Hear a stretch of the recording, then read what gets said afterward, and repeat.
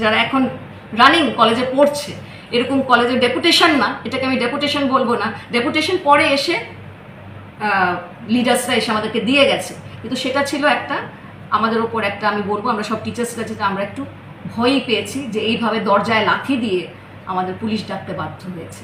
দরজা যতক্ষণ লাথি দেয়নি, যখন চিৎকার করছিল তখন আমরা পুলিশ ডাকিনি, কিন্তু যখন দরজার মধ্যে এই ধরনের অ্যাক্টিভিটিস হচ্ছে, আমরা ইনসিকিউর ফিল করেছি, তখন আমরা ডাকতে বাধ্য হয়েছি। তো আপনারা হায়ার এডুকেশনের কাছে লিস্ট আছে, আমরা সেই ব্যাপারে কথাও বলবো ওনাদের সঙ্গে, আগেও আমরা বলে এসেছি, এখনও বলে এসেছি। ওরা যদি আমাদেরকে অ্যাপ্রুভাল দিয়ে দেয় গভর্নমেন্ট থেকে, তো আমরা সেখানে যাকে দেবে আমরা ভর্তি করতে বাধ্য। নিন্দনীয়, এবং আমার সব টিচাররা খুব স্কেয়ার ছিলেন, ভীষণ ভয় পেয়েছেন। আমার একজন টিচার অসুস্থ হয়ে পড়েছেন এখানে, যখন এইভাবে ওনারা আমার জন্যই রুমে এসছেন, যখন শুনেছেন এরকম ঘটনা হয়েছে, ম্যাডাম অসুস্থ হয়ে পড়েছিল।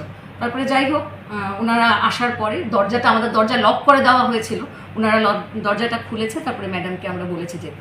তো সবাই একটু ভয়ই পেয়েছে, কিন্তু যারা লিডার্স আসলো, সো কল রিপ্রেজেন্টেটিভস যারা আসলো, ওনারা আমাদেরকে বলেছে যে ম্যাডাম ভয়ের কোনো কিছু নেই, এরকম ডেপুটেশন যদি অ্যাডমিশন না হয় তাহলে হয়তো বা এরকম আরও বৃহত্তর ডেপুটেশন হবে। তো আমরাও রিকোয়েস্ট করব, সবাই জানি ওনারাও প্রেশারাইজড, যারা এসছেন ওনারাও প্রেশারাইজড যে অ্যাডমিশন হচ্ছে